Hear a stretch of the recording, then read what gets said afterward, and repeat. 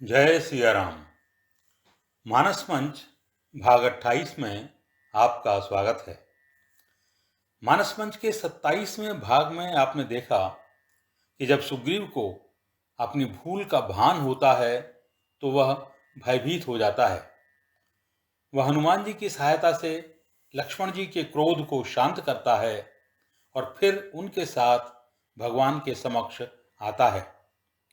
वहां आकर भी श्री राम के सामने अपनी भूल को स्वीकार करते हुए कहता है कि देवता, मुनि, मनुष्यादि भी विषयों के वशीभूत हो जाते हैं, तो मैं तो फिर भी पशु और वह भी वानर हूं। जो इस मायापाश से प्रभावित नहीं होता वह तो आपके ही समान हो जाता है प्रभु।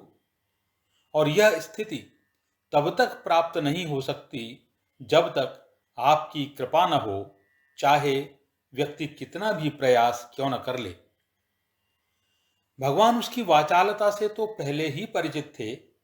वे उसकी बातें सुनकर हंस पड़ते हैं और उसे आश्वस्त करते हुए सीता जी की खोज के लिए प्रयास करने के लिए कहते हैं। तब रघुपति बोले मुस्काई, तुम प्रिय मोहि भरत जिमि भाई, अब सोई जतन करहु मन लाई,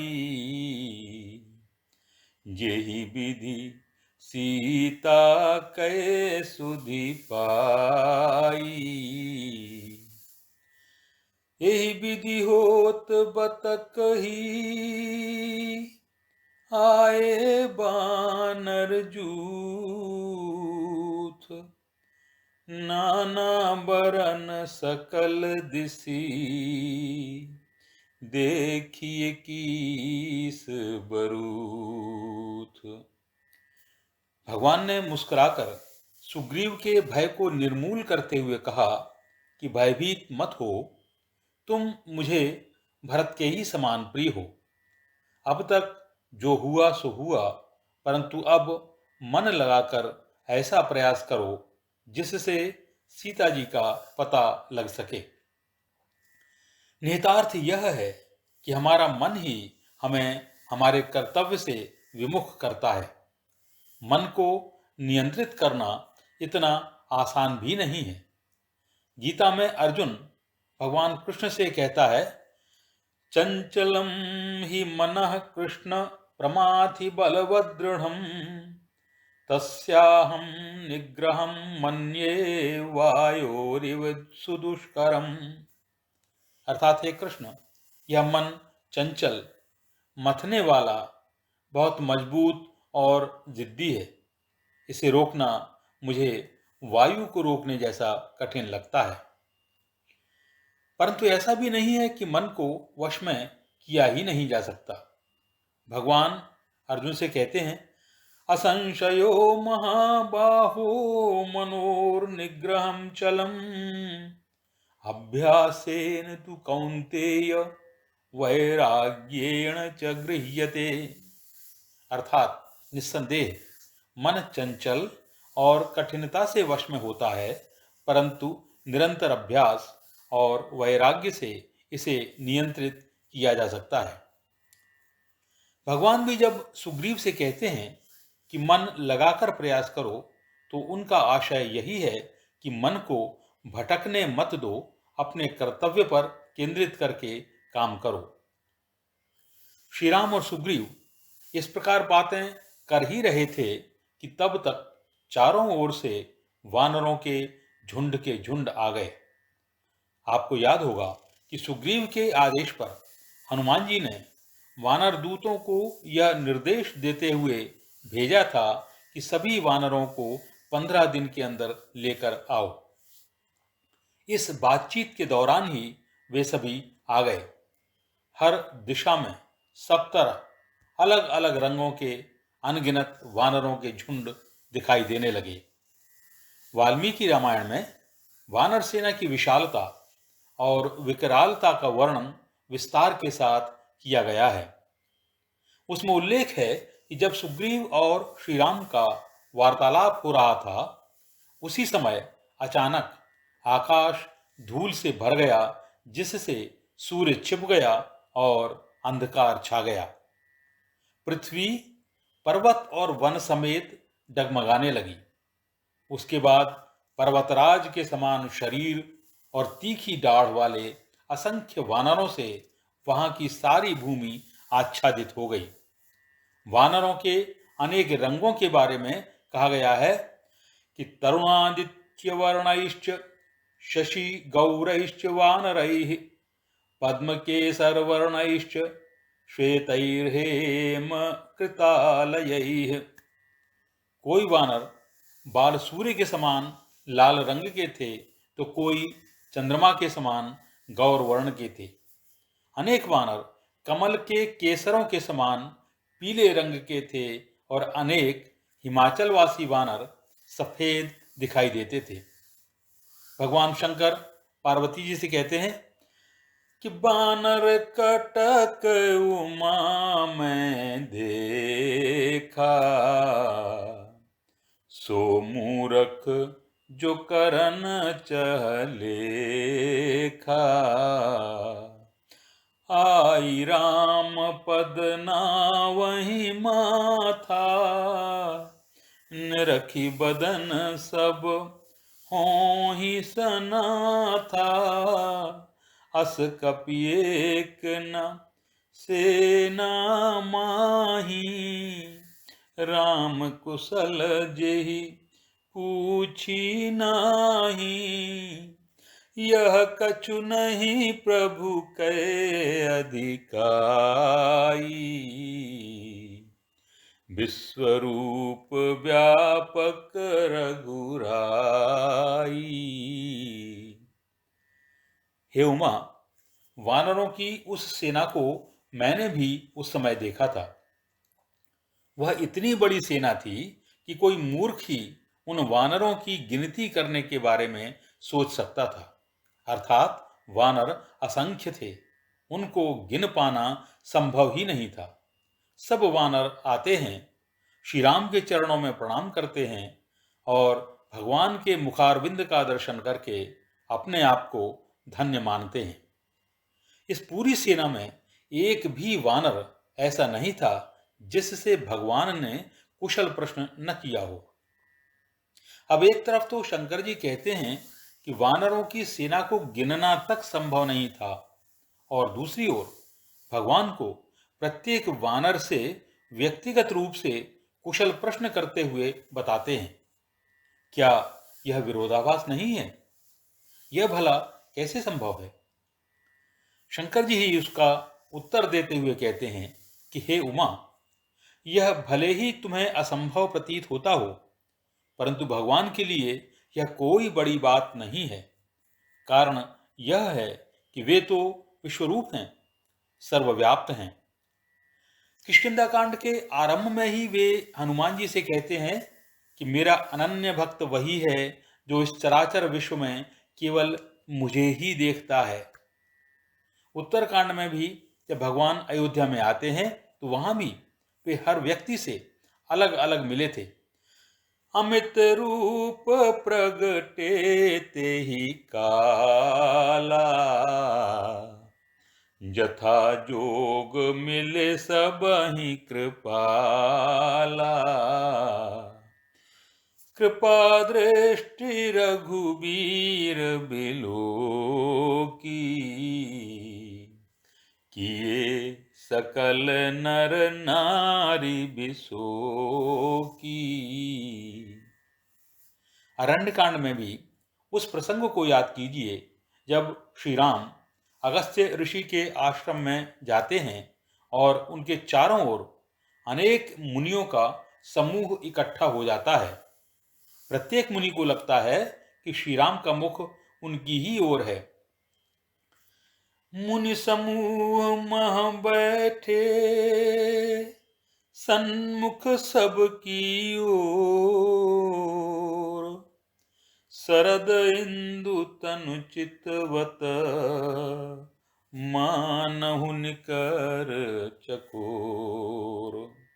वस्तुतः जैसा कि पहले भी अनेक स्थानों पर उल्लेख किया जा चुका है कि राम नाम का मरम है आना जैसी उक्तियों से जनमानस में रामावतार के प्रति पैदा किए जाने वाले संशय के निराकरण के लिए ही श्री रामचरितमानस में गोस्वामी जी ने स्थान स्थान पर मानव रूप में अवतरित श्री राम की अलौकिकता को प्रतिपादित किया है। ठाड़े जहाँ तहाँ आय सुपाई, कह सुग्रीव सबहि समुझाई।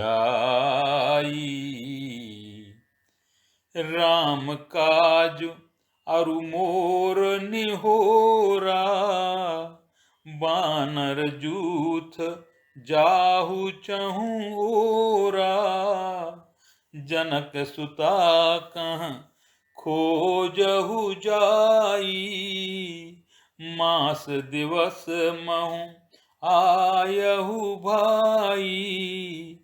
अवधि मेटी जो बिनु सुधि पाए, आवही बनहि सो मोर मराए। बचन सुनत सब बानर, जहाँ तहाँ चले तुरंत। तब सुग्रीव बुलाए, अंगद नल हनुमंत। वानर प्रभु को प्रणाम करके आज्ञानुसार यथास्थान खड़े हो गए। तब उनके महाराज सुग्रीव ने उनको संबोधित किया। सुग्रीव ने सबको समझाते हुए कहा कि मैं जो कार्य तुमको बता रहा हूं वह राम जी का काम है और तुम सबसे मेरा व्यक्तिगत अनुरोध है कि तुम सब वानर विभिन्न दिशाओं में जाओ और सीता जी की खोज करो। मैं तुम्हें इसके लिए 1 माह का समय दे रहा हूं। 1 महीने में तुम सबको वापस आना होगा। यदि कोई वानर 1 महीने की अवधि बीत जाने के बाद सीता जी की खबर लिए बिना आया तो मैं स्वयं उसको मृत्युदंड दूंगा। सभी वानरों ने सुग्रीव के वचनों को सुना और उनकी आज्ञा को शिरोधार्य करके तत्काल ही चल दिए। जब सब वानर चले गए तो सुग्रीव ने अपने सबसे विश्वसनीय और सर्वाधिक योग्य वानर समूह को बुलाया, जिसमें अंगद, नल, नील, हनुमान आदि वानर वीर थे। वास्तव में जटायु से इतना तो पता चल ही गया था कि रावण सीता का हरण करके ले गया है और वह दक्षिण दिशा की ओर गया है। सीता जी की जानकारी मिलने की सर्वाधिक संभावना दक्षिण दिशा में ही थी। इसीलिए सावधानी बरतते हुए सभी वानरों को सभी दिशाओं में भेजने के बाद दक्षिण दिशा में अलग से जाने के लिए सुग्रीव ने उन चुनिंदा वानर वीरों को बुलाया जिनमें जामवंत जैसे अनुभवी थे। बुद्धिमत्ता और वीरता की दृष्टि से अंगद और हनुमान थे। वाल्मीकि रामायण के अनुसार सुग्रीव वानरों के एक दल को पूर्व दिशा में भेजते हैं। उसके बाद दक्षिण दिशा में जाने के लिए चुने हुए वानरों के दल को, जो भली भांति परखा हुआ था, बुलाते हैं। ततः प्रस्थाप्य सुग्रीवस्तन् महद्वानरं बलम् दक्षिणां प्रेषयामास वानरान् अभिलक्षितान्। और जिन वानरों को दक्षिण के लिए चुना उसका वर्णन भी देखिए कि नीलमग्निसुतं चैव हनुमन्तं च वानरं पितामहसुतं चैव जाम्बवन्तं महौजसं सुहोत्रं च शरारिं च शरगुल्मं तथैव च गजं गवाक्षं गवयं सुषेणं वृषभं तथा महिन्दं च द्विविधं चैव सुषेणं गन्धमादनम् उल्कामुखमनङ्गं च हुताशन सुतावुभौ अंगद प्रमुखान् वीरान् वीरः कपिगणेश्वरः वेग विक्रम संपन्नान् संदिदेश विशेषवित्। अर्थात अग्निपुत्र नील, महावीर हनुमान जी, ब्रह्मा जी के महाबली पुत्र जाम्बवान, सुहोत्र, शरारी, शरगुल्म, गज, गवाक्ष, गवय, सुषेण, वृषभ, मैंद, द्विविद, सुषेण, गंधमादन, हुताशन के दो पुत्र उल्कामुख और अनंग तथा अंगद आदि प्रधान वीरों को, जो महान वेग और पराक्रम से संपन्न थे, वानरराज सुग्रीव ने दक्षिण की ओर जाने की आज्ञा दी। इन वानरों में सुषेण का नाम दो बार इसलिए आया है कि एक ही नाम के दो वानर थे। सुनहु नील अंगद हनुमाना, जामवंत मति धीर सुजाना, सकल सुभट मिली दक्षिण जाहू, सीता सुधि पूछेहु सब काहू, मन क्रम बचन सुजतन विचारेहु, रामचंद्र कर काज संवारेहु, भानुपीठ सेई उर आगी, स्वामी सर्व भाव छल त्यागी, तजी माया से परलोका, मिटहि सकल भव संभव शोका, देह धरें कर यह फल भाई, भजिए राम सब काम बिहाई, सोई गुणज्ञ सोई बड़ भागी, जो रघुवीर चरण अनुरागी, आयसु मांगी चरण सिर नाई, चले हर्षि सुमिरत रघुराई। हे वीर अंगद और हनुमान, हे धीर बुद्धि जामवंत, तुम सभी वीर दक्षिण दिशा की ओर प्रस्थान करो और जहां जो भी मिले उससे सीता जी के बारे में जानकारी लेने का प्रयास करो। मन से, वचन से और कर्म से तुम वही प्रयास करना जिससे भगवान श्री राम का कार्य संपन्न हो सके। यह मत भूलना कि श्री राम हम सबके ही नहीं, चराचर जगत के स्वामी हैं। सूर्य का सेवन पीठ पर और अग्नि का सामने से किया जाता है, परंतु स्वामी की सेवा तो हर प्रकार से, हर तरह से की जाती है। माया जनित विकारों का परित्याग करके हमें परलोक का विचार करना चाहिए, जिससे समस्त सांसारिक कष्टों का अंत होता है। लगभग यही बात इसी प्रकार से हितोपदेश के एक श्लोक में भी कही गई है। पृष्ठतः सेवयेदर्कं जठरेण हुताशनम, स्वामिनं सर्वभावेन परलोकममायया। अर्थात सूर्य की पीठ की तरफ से, आग की पेट की तरफ से, स्वामी की हर प्रकार से और परलोक की माया रहित होकर सेवा या साधना करनी चाहिए। हमें यदि यह शरीर मिला है तो उसका समुचित उपयोग यही है कि सभी कामनाओं का परित्याग करके श्री राम का ही भजन करें।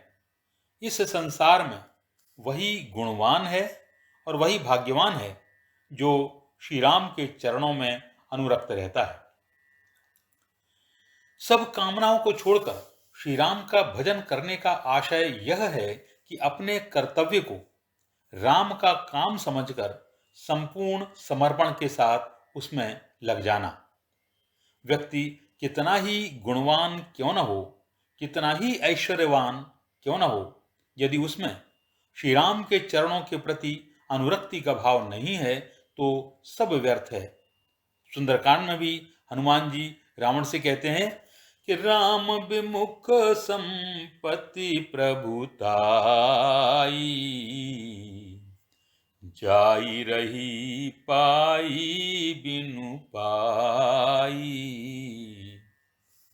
हमें यह नहीं भूलना चाहिए कि रामचरण में अनुरक्ति या श्री राम की भक्ति का आशय यही है कि संपूर्ण चराचर जगत को श्री राम का प्रत्यक्ष रूप मानकर सबके प्रति सदाशयता और सेवा का भाव रखा जाए। किष्किंधा कांड के प्रारंभ में स्वयं राम जी का कथन याद करें जो उन्होंने हनुमान जी से कहा था कि सो अनन्य जाके असी मति न टरई हनुमंत, मैं सेवक सचराचर रूप स्वामी भगवंत। सुग्रीव की बात सुनकर सभी वानरों ने प्रणाम किया और आज्ञा लेकर प्रसन्नतापूर्वक भगवान श्री राम का स्मरण करते हुए चल पड़े। किसी भी कार्य के लिए चलते समय नियम यह है कि मन में प्रसन्नता और उत्साह का भाव हो और प्रस्थान करते समय भगवान का, अपने इष्ट देव का स्मरण करके चलें। इस पर विस्तार से चर्चा सुंदरकांड की व्याख्या के समय मानस मंच भाग 2 में पहले ही की जा चुकी है। पाछे पवन तनय सिर नावा, जान काज प्रभु निकट बुलावा, परसा शीस सरोरुह पानी, कर मुद्रिका दीनी जन जानी, बहु प्रकार सीतहि समुझाएहु, कही बल बिरह बेग तुम आएहु, हनुमत जन्म सुफल करी माना, चलेहु हृदय धरि कृपा निधाना, यद्यपि प्रभु जानत सब बाता, राजनीति राखत सुर त्राता। सबके बाद में हनुमान जी ने भगवान के चरणों में प्रणाम किया। भगवान ने हनुमान जी को अपना विशेष भक्त समझकर अपने पास बुलाया। वे जानते थे कि इस कार्य को हनुमान जी ही संपन्न करेंगे। श्री राम ने हनुमान जी के सिर पर अपना वरद हस्त रखा और जो मुद्रिका उन्होंने अपने हाथ में पहनी हुई थी वह उतारी और उसे हनुमान जी को सौंप दिया। उन्होंने हनुमान जी से कहा कि तुम जानकी जी से मिलकर उन्हें हर प्रकार से समझाना, उन्हें आश्वस्त करना, उन्हें मेरे बल का स्मरण कराना और मेरे मन में उनके वियोग के कारण जो पीड़ा है वह भी उन्हें बताना और उसके बाद शीघ्र ही वापस आ जाना। श्री राम जानते हैं कि शत्रुओं के देश में सीता जी अत्यंत कष्ट में होंगी। संभवतः वे हताश और निराश भी हो चुकी हों। उनके मन में आशा का संचार करने के लिए यह आवश्यक है कि उन्हें श्री राम के बल का स्मरण कराया जाए। उन्हें यह भी बताया जाए कि केवल वे ही राम के वियोग में दुखी नहीं हैं, बल्कि श्री राम भी उनके विरह में उनसे कम दुखी नहीं हैं। भगवान की कृपा पूर्वक उनके सिर पर हाथ रखने, मुद्रिका देने और उनके इन वचनों को सुनकर हनुमान जी को लगा जैसे उनका जन्म लेना सफल हो गया। उन्होंने कृपा निधान श्री राम के स्वरूप को अपने हृदय में धारण किया और चल पड़े। यह गोस्वामी जी पुनः टिप्पणी करते हैं कि यद्यपि भगवान सब कुछ जानते हैं कि कब क्या होना है, कैसे सीता जी का पता लगेगा, कैसे रावण वध होगा और कब कैसे श्री सीताराम एक साथ अयोध्या को प्रस्थान करेंगे, फिर भी लीला के भाव के कारण राजनीति का पालन करते हुए वे मानव की भांति व्यवहार कर रहे हैं। आज की कथा को यहाँ पर ही विराम दिया जाता है। आगे की कथा मानस मंच के 29वें भाग में 1 मई को कही जाएगी। एक बार पुनः अपने रामचरित प्रेमी श्रोतागणों से अनुरोध है कि जिन श्रोताओं ने हमारे इस चैनल को अब तक सब्सक्राइब नहीं किया है, उन्हें यदि हमारा यह प्रयास सार्थक लगता हो तो कृपया इसे सब्सक्राइब अवश्य करें। यदि आप ऐसा करेंगे तो इससे हमें तो प्रोत्साहन मिलेगा ही, आपको भी मानस मंच के सभी नियमित व विशेष अंकों की सूचना अपने आप ही अपने मोबाइल पर मिल जाएगी। इतना ही नहीं, आप मानस मंच के पुराने अंकों को भी सुन सकेंगे। तो 1 मई को मानस मंच के 29वें अंक के साथ आपसे पुनः मुलाकात होगी। तब तक के लिए सबको सादर जय सिया राम।